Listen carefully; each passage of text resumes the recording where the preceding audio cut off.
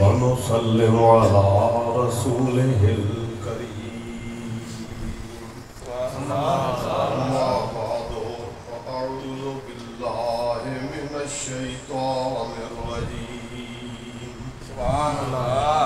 بسم الله الرحمن الرحيم.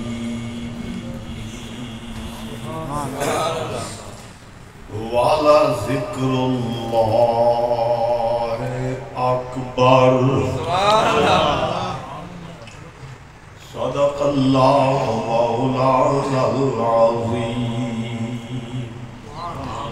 إن الله وملائكته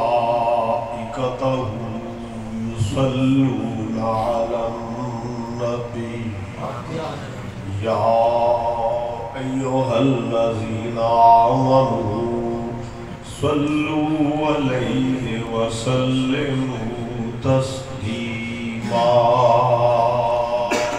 اللهم صل على سيدنا ومولانا محمد وعلى آل سيدنا صل على سيدنا ومولانا محمد وعلى آل سيدنا ومولانا محمد وبارك وسلم.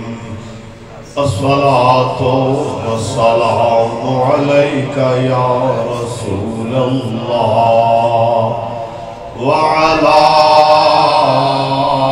آلك وأصحابك يا حبيب الله.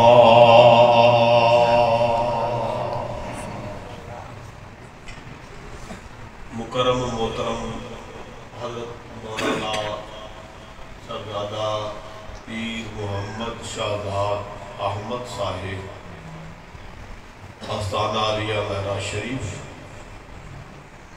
کرم محترم مولانا حافظ قاری محمد آوان صاحب امام خطیب مسجد حاضہ، مخلصی فی اللہ جناب مولانا حافظ قاری اعجاز احمد صاحب،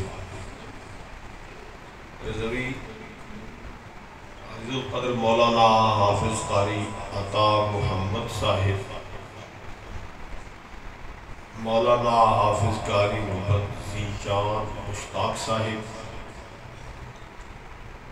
محفل میں تشریف فرما دیگر برادران اسلام، بحمداللہ ماہانہ محفل ذکر و بیان انعقاد پذیر ہے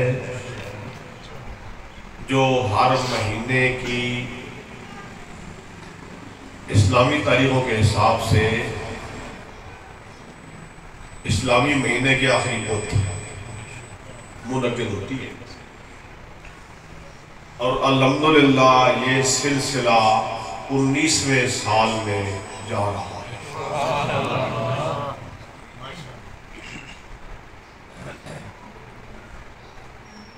حضرت صاحب کی دلچسپی، محبت اور شفقت اور آپ کا ذوق و شوق اس کی روح رواں ہے۔ آپ ساری مصروفیات، سارے معاملات اور امور چھوڑ کر ہماری اس محفل میں تشریف لاتے ہیں اور اکثر و بیشتر اسی مسجد میں نماز مغرب ادا کرتے ہیں۔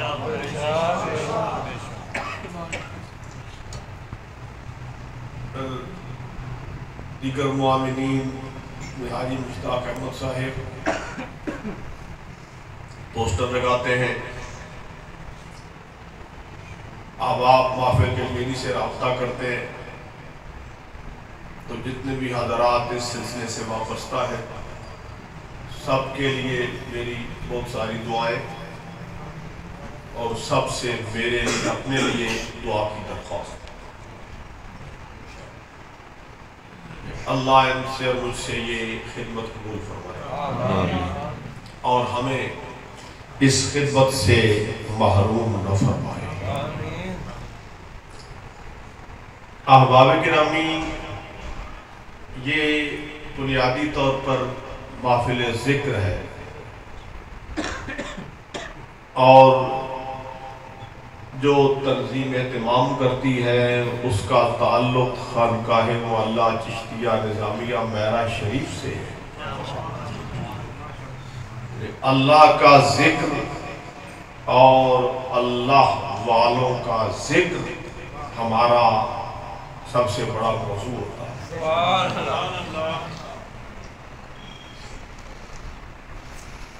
اللہ نے جہاں اپنے ذکر کا حکم دیا وہاں اللہ نے اپنے محبوبوں کا بھی ذکر کیا ہے اور ان کے ذکر کی طرف بھی ہماری توجہ مبذول کرائی ہے۔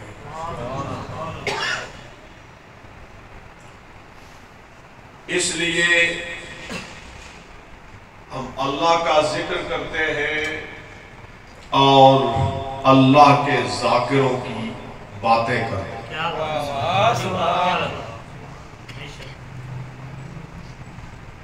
آج بھی موضوع اسی طرح کا رہے گا۔ میں نے آیا مقدسہ پڑھی والا ذکر اللہ اکبر، اور ضرور اللہ کا ذکر سب سے بڑا ہے،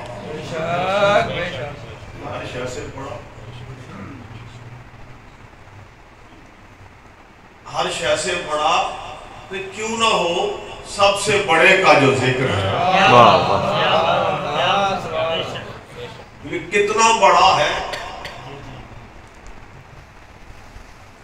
میں یہاں بھی آیات احادیث کی طرف بھی آؤں گا۔ یہ تو آیت کا میں نے مفہوم عرض کیا ہے، ذکر اللہ اکبر۔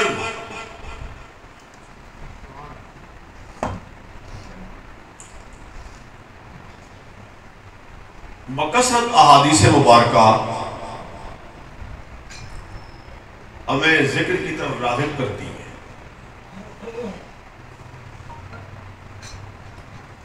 سرکار کی بارگاہ میں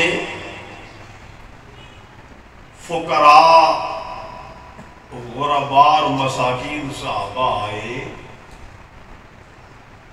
عرض کرتے ہیں یا رسول اللہ صلی اللہ علیہ وسلم ذہب اہل الدثور بالوجود،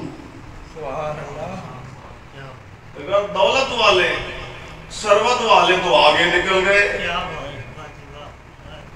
وہ صدقات کرتے ہیں، وہ خیرات کرتے ہیں، وہ حج و عمرے کرتے ہیں، وہ جہاد پہ جاتے ہیں۔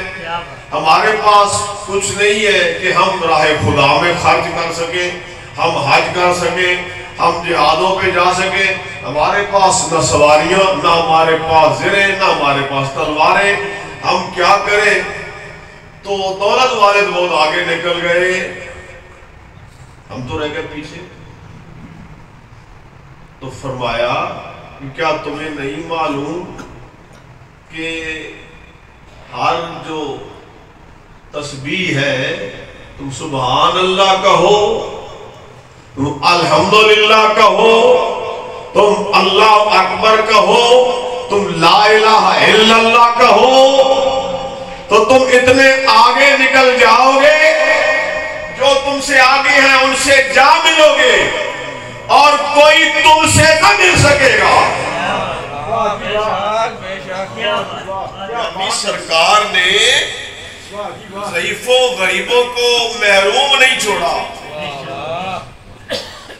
فرمایا تمہارے پاس حج کے لیے پیسے نہیں، جہاد کے اہتمام کے لیے تمہارے پاس ثروت و دولت نہیں، پریشان نہ ہونا، تم سبحان اللہ کہتے ہو یہ بھی صدقہ ہے، الحمدللہ کہتے ہو یہ بھی صدقہ ہے، اللہ اکبر کہتے ہو یہ بھی صدقہ ہے، لا الہ الا اللہ کہتے ہو یہ بھی صدقہ ہے۔ یہ نہ کہنا کہ ہمارے پاس صدقہ کرنے کے لیے ہے کچھ نہیں۔ فرمایا تم یہ اذکار کرو تو جو تم سے آگے ہیں ان سے جا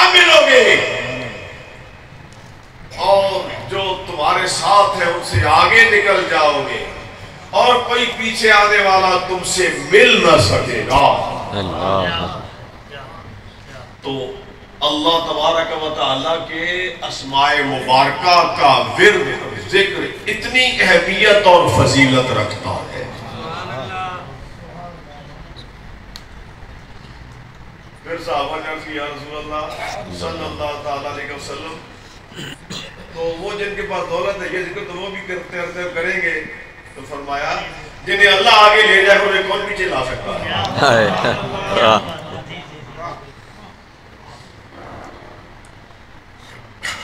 تو یہ بھی ذالک فضل اللہ یؤتی ہے من یشاء۔ بھئی دولت کے ساتھ پھر ذکر کی توفیق یہ بھی تو کسی کسی کو نصیب ہوتی ہے۔ دولت بھی ہو، مال کی کثرت بھی ہو، اور پھر اللہ کے ذکر سے غفلت بھی نہ ہونے پائے،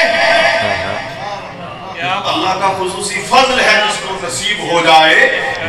ذالک فضل اللہ یؤتی ہے من یشاء۔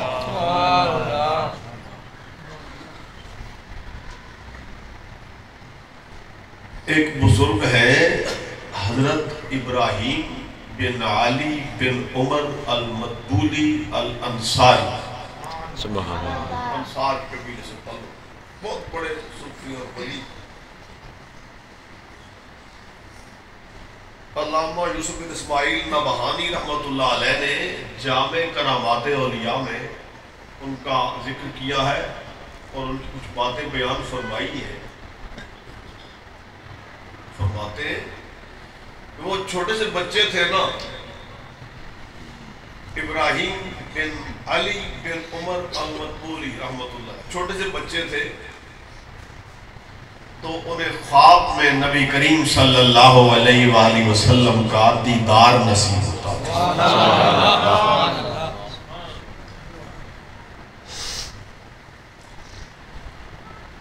تو جیسے بچوں کی عادت ہے وہ خوشی خوشی اپنی والدہ کو بتاتے ہیں، آج پھر مجھے آقا کی زیارت نصیب ہوئی، آج پھر میں نے رسول اللہ کو دیکھا ہے، آج پھر حضور نے مہربانی فرمائی ہے، مجھے اپنا جمال حق نما دکھایا ہے۔ والدہ فرماتی جو راہ خدا کے مرد ہے وہ تو حضور کو جاگتے بھی دیکھتے ہیں۔ واہ واہ سبحان اللہ۔ حضرت ابو العباس برسی رحمۃ اللہ تعالیٰ علیہ آپ کا بڑا مشہور ارشاد ہے کہ میں جس لمحے نبی پاک صلی اللہ علیہ وسلم کے دیدار سے محروم ہو جاؤں، جب سرکار کا جلوہ مجھ سے چھپ جائے، میں اپنے آپ کو مسلمان ہی نہ سمجھوں۔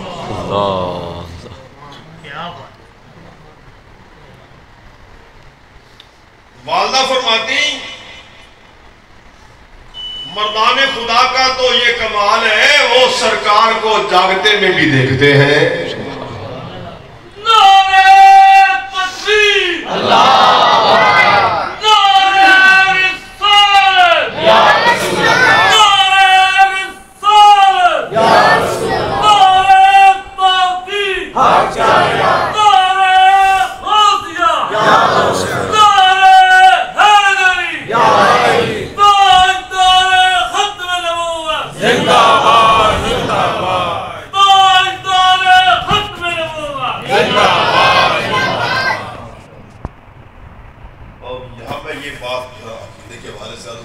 یہ جو میں عرض کر رہا ہوں کہ نبی پاک صلی اللہ علیہ وسلم کو مردان خدا بیداری میں بھی دیکھتے ہیں، اس پر تو صرف سنی حضرات کے اکابری نہیں پر دیوبندی اکابر بھی یہ رائے رکھتے ہیں۔ تصانیف پہ موجود والے میرے پاس موجود اور محدثین اور اہل حدیث وہ بھی اس بات کے قائل ہے کہ حضور کو بیداری میں دیکھا جا سکتا ہے۔ سرکار نے ارشاد فرمایا من رآنی فی المنام فَسَيَرَانِي فِي الْيَقْظَةِ.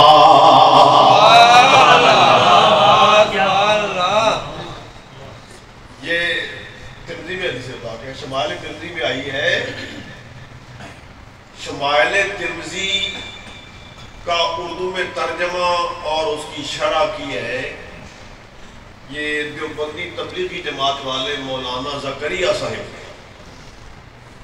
انہوں نے یہ لکھا ہے کہ حدیث پاک کہ من رآنی فی المنام فسیرانی فی الیقظہ من رآنی فی المنام فقد رآنی ان الشیطان لا یتمثل بی.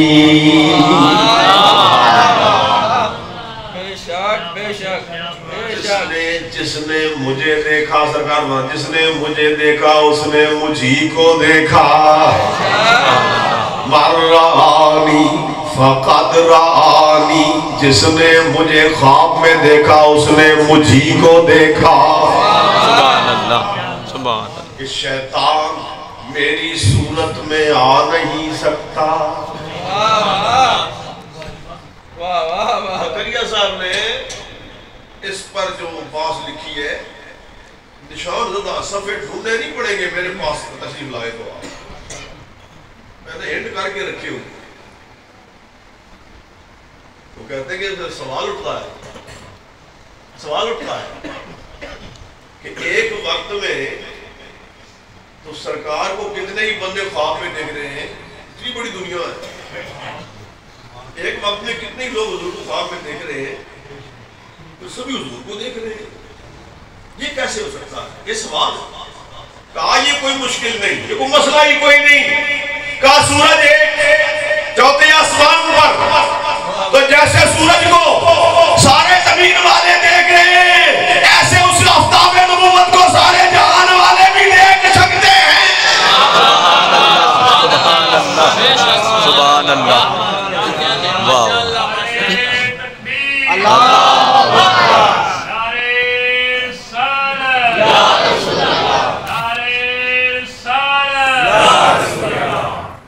من رآنی فی المنام فسیرانی فی الیقظہ جس نے مجھے خواب میں دیکھا مجھے بیداری میں بھی دیکھے گا. امام اجل حضرت امام جلال الدین سیوطی رحمت اللہ تعالی علیہ سبحان اللہ. جن کی تصانیف درس نظامی میں پڑھائی جاتی ہے. صاحب خصائص کبریٰ تفسیر جلالین لکھنے والوں میں سے ایک دو جلال نامی بزرگوں نے لکھی ہے. ایک سیوطی ہے دوسرے جلال الدین مالی ہے. وہ جلالین کے مصنفوں نام بر مصنف ہیں مؤلف ہیں محدث ہیں فقیہ ہیں مفسر ہیں. بہت بڑی بڑی تصانیف ہیں اور بہت بڑی شخصیت امت. نبی پاک صلی اللہ علیہ وآلہ وسلم کو میں نے 75 مرتبہ جاگتے ہوئے سار کی آنکھوں سے حضور کا میں نے دیدار کیا. سبحان اللہ. سلطان قائد میں مصر کے حکمران تھے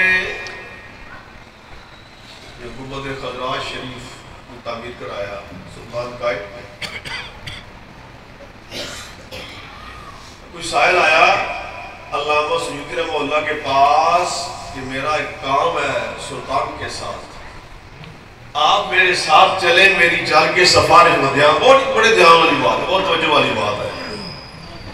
میرے ساتھ چلے چل کے میری سفارش کر دے. فرمایا میں تمہارے ساتھ ضرور چلا جاتا لیکن مسئلہ یہ ہے میں ہوں صاحب حضوری, مجھے رسول اللہ کا دیدار جاتے میں نصیب ہوتا ہے. میں ڈرتا ہوں کہیں ایسا نہ ہو بادشاہ کے دربار میں جاؤں تو حضوری سے محروم نہ کر دیا جاؤں.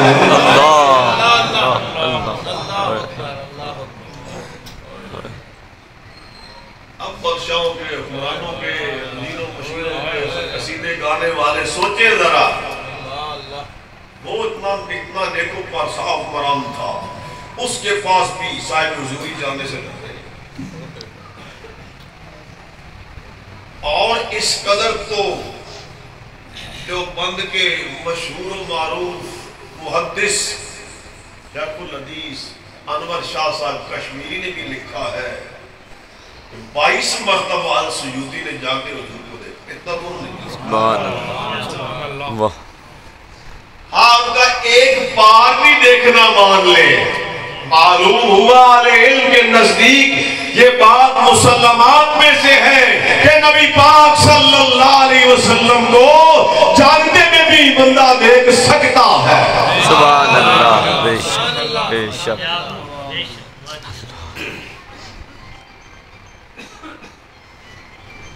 مسجد اقصیٰ کا آپ معراج کا واقعہ سنتے ہیں نا، تو نبی پاک صلی اللہ علیہ وآلہ وسلم نے تو وہاں 1,24,000 انبیاء کی امامت فرمائی ہے۔ حضور جاگ رہے تھے، خواب کا تو منظر نہیں ہے، 1,24,000 کو حضور نے دیکھ لیا ہے، تو یہ حالات میں سے تو یہ ممکنات میں سے ہے، تو جو نبی کی شان معجزہ ہے وہ ولی کو کرامت کے طور پہ عطا ہو سکتی ہے۔ بے شک بے شک۔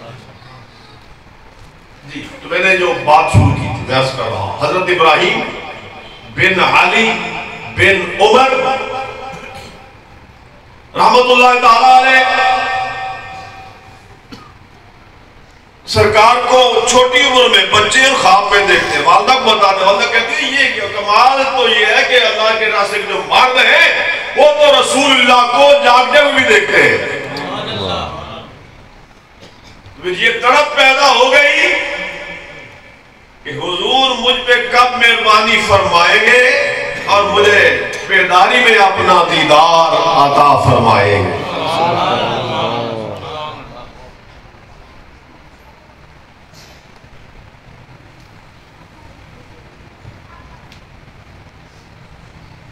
تو پھر اللہ تعالیٰ کے حبیب صلی اللہ علیہ وسلم نے مہربانی فرمائی، انہیں بیداری میں بھی دیدار نصیب ہوا۔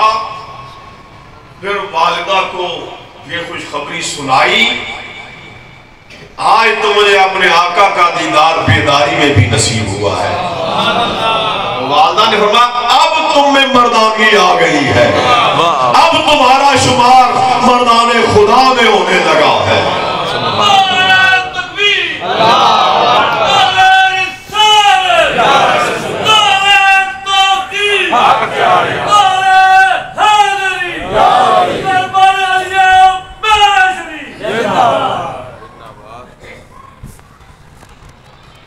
جسے چاہے نوازے گرچہ ہو کوسوں کی دوری پر،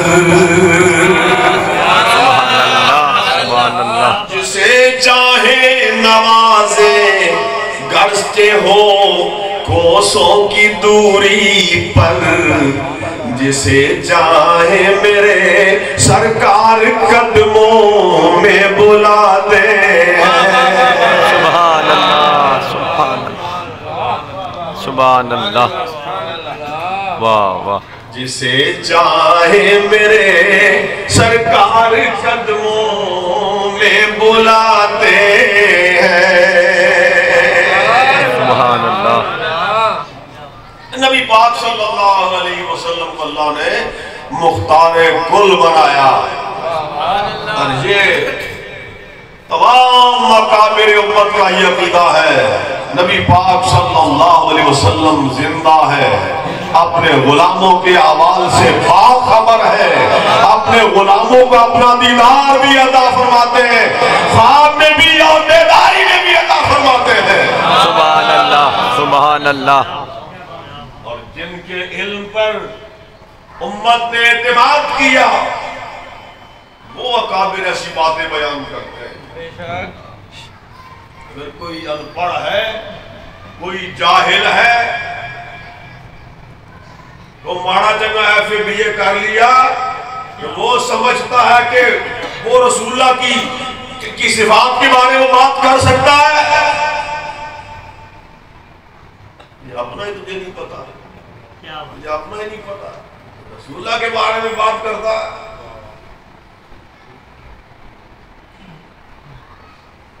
تو شب معراج سرکار نے تو 1,24,000 انبیاء سے ملاقات فرمائی۔ حضور بیداری کیا لگے سوئے تو نہیں تھے۔ احباب گرامی، میں نے ان کا ذکر خیر شروع کیا، وہ میں بات ذکر کی طرف بات آئے گی۔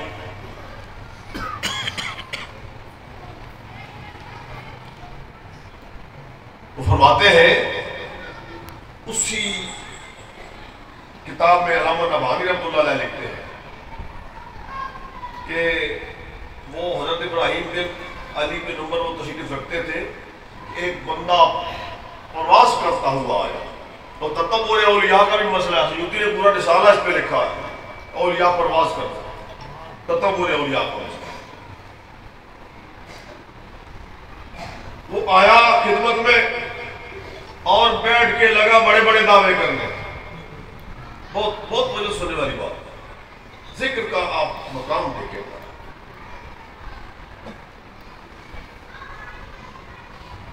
اپنے کمالات بیان کرنے لگا کہ مجھے فلاں شے کا علم ہے، مجھے فلاں شے کا علم ہے، مجھے اس کا پتہ ہے، مجھے اس کا پتہ ہے۔ کوئی بھی بچہ پیدا نہیں ہوتا اس کی پیدائش سے مجھے پہلے مجھے پتہ ہوتا ہے، کوئی بھی پرندہ پرواز نہیں کرتا کہ مجھے پتہ ہوتا ہے، کوئی بھی درخت کا پتا گرتا نہیں ہے کہ مجھے پتہ ہوتا ہے۔ ایسی باتیں کی، اپنی روحانیت اپنے کشف کے کمالات بیان کیے۔ اس کے آگے جو چھوٹی عمر میں بھی ننھا سا بچہ رسول اللہ کو خواب میں دیکھا کرتا تھا، اس کے سامنے جب ایسے دعوے کیے، انہوں نے فرمایا او یہ کیا باتیں کر رہے ہو، جب میں چھوٹا سا لڑکا تھا نا یہ سب کوئی تو مجھے اس وقت حاصل تھا،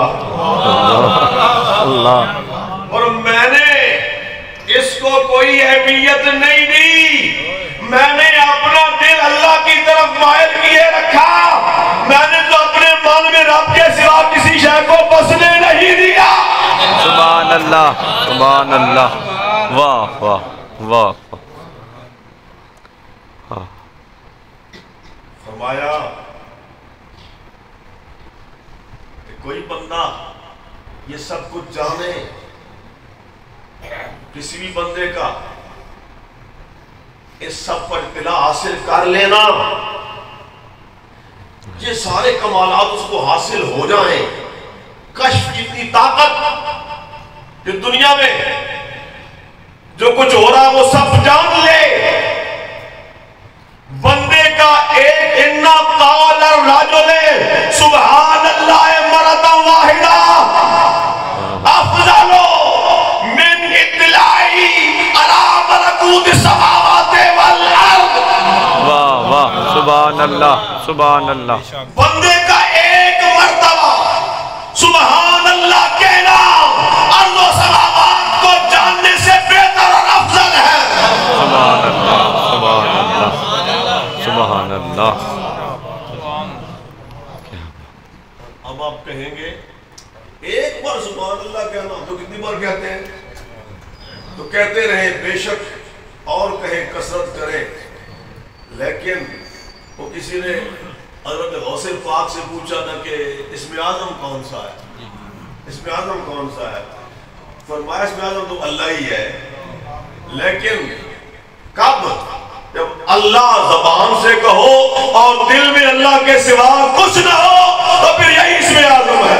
واہ واہ، سبحان اللہ، سبحان۔ مولا روح فرماتے ہیں پر زبان تسبیح ہو در دل گاؤ خر ای چنا تسبیح کے دارد اثر۔ واہ واہ، سبحان اللہ، سبحان اللہ، اللہ کا ذکر ہے، اللہ کی پاکی بیان کی جا رہی ہے، جان کو جان لینا اس کے مقابل ہو کیسے سکتا ہے؟ سارے جہان کے علوم ایک طرف، عارف باللہ کو جو اللہ کا عرفان حاصل ہے، یہ ساری کائنات کے اس کے مقابلے کو حیثیت رکھتا ہے؟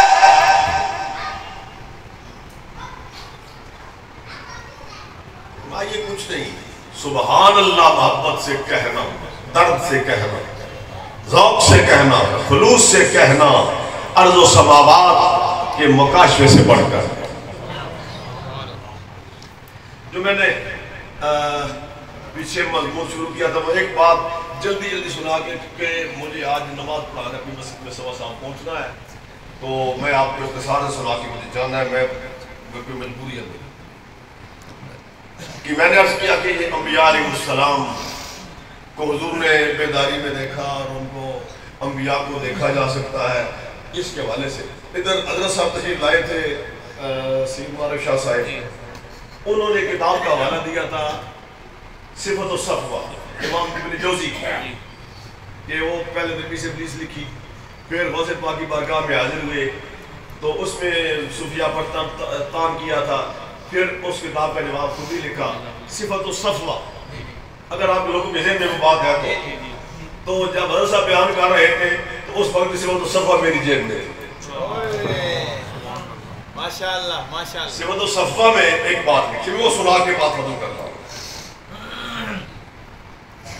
ایک یسار بن سلیمان اور عطا بن سلیمان، یہ دو تھے بھائی۔ یہ جو یسار تھے یہ تو حضرت میمونہ رضی اللہ تعالیٰ عنہ کے غلام تھے، اور عطا ان کے بھائی۔ یہ چلے تو یہ مقام ابوا پہ رکے، تو کمرے والے مختلف کاموں میں مصروف ہو گئے، اور یہ جو عطا ہے یہ اکیلے عبادت میں مصروف ہو گئے۔ بڑے خوبصورت دیکھنے والا دیکھتا رہ جاتا، تو کسی کی عورت کی نظر پڑ گئی اور وہ ان کے کمرے میں آ گئی، اپنی طرف متوجہ کرنے لگے، بار متوجہ کرتی ہے، اور ان پر خوف الہی کا ایسا غلبہ ہے کہ وہ زاروں قطار روئے جا خوف الہی سے ایسے روئے کہ وہ عورت بھی وہ بھی رونے پر مجبور ہو گئی۔ بھئی دونوں رو رہے ہیں، اب وہ احباب جو تھے وہ بھی آ گئے، دیکھا اس کیفیت کے ساتھ، ایسے درد کے ساتھ وہ پتہ رو رہے ہیں، سب پر اکتاری ہو گئی، کسی کو کوئی سمجھ نہیں یہ بات کیا کیوں روئے جا رہے، اس پر سلسلہ ختم ہو گیا۔ وہ بعد میں حج کرنے کے بعد کہیں مصر میں گئے، فرماتے ہیں کہ مصر میں مجھے حضرت یوسف علیہ السلام کا خواب میں دیدار نصیب سبحان اللہ۔ صفت الصفوہ سے میں عرض کر رہا ہوں، اتنا سخت نقاد محدث ہے، بڑا سخت قسم کا نقاد ہے حدیث کا۔ فرماتے ہیں کہ مصر میں مجھے خواب میں حضرت یوسف علیہ السلام کا دیدار نصیب ہوا، تو جمال یوسفی میرے سامنے آیا نا، کہتے ہیں کہ پھر مجھ پر حرکت آئی، میں نے رونا ہی شروع کر دیا، روئے جا رہا۔ حضرت علیہ السلام مجھ سے فرماتے ہیں آپ اتنا کیوں رو رہے؟ میں عرض کرتا ہوں حضور آپ اللہ کے نبیوں کی اولاد، اتنی خوبصورت دلکش شخصیت، اور آپ کو کیسی کیسی آزمائشوں سے گزرنا پڑا، باپ سے جدا کیا گیا، کنویں میں ڈالا گیا، کھوٹے درہموں پر بیچا گیا، غلام بنایا گیا، اور اس سے سب سے بڑی بات کہ آپ پر ایک عورت نے یوں الزام بھی لگایا۔ یہ سب باتیں مجھے یاد آ رہی ہیں، تو آپ کا سراپا میں نے کہا اس بندے کے ساتھ یہ سب کچھ ہوا تو مجھے یہ رونا آ رہا ہے۔ فرمایا اس پر تمہیں رونا آ رہا ہے، تعجب تمہیں ہو رہا ہے، تو وہ اب وہاں والی بات تمہیں یاد نہیں ہے، اس پر تمہیں تعجب نہیں ہے۔ اللہ اس نے دیکھا، وہ تو بیداری میں ساتھ ہوا تھا، وہ ان کا واقعہ تھا۔ یوسف علیہ السلام کو اس کا پتہ ہے کہ اس بندے نے یہ کارنامہ اس کا ہے کہ اس نے پاک دامنی کی حفاظت فرمائی۔ سبحان اللہ۔ احباب گرامی، وقت تھوڑا ہے، میں بس یہ خلاصہ کروں گا کہ ہمارے جو عقائد ہے، ہمیں جو اکابر نے عطا کی ہے، جس پر خواجہ احمد صاحب بیری رحمۃ اللہ علیہ، مولانا شاہ محمد علی صاحب رحمۃ اللہ علیہ، سیدنا پیر میر علی شاہ صاحب رحمۃ اللہ علیہ، حضور داتا صاحب رحمۃ اللہ علیہ جیسے اکابر جس پر رہے ہیں نا، اسی پر رہی ہے۔ انشاءاللہ ہم بزرگوں کے کلام سے بھی اور قرآن و سنت سے بھی ان عقائد کو ثابت کرتے ہیں اور انشاءاللہ کرتے رہیں گے۔